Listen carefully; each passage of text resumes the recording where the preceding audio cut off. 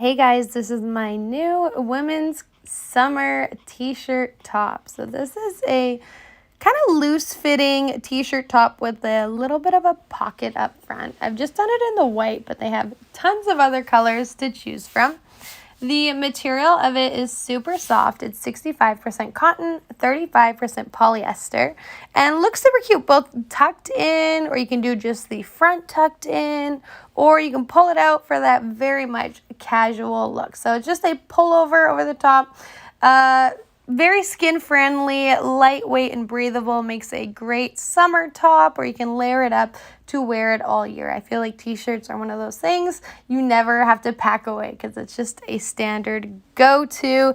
But even in the white too, it's not see-through, which is great. That's always a concern with white tops. And you can even, because it's got extra material, knot it up at the front if you want to have that knotted look up front, make it a little bit more form-fitting.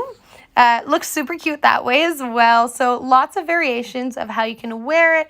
They've got a great size range as well. I just ordered my usual size and it fit great. Check it out.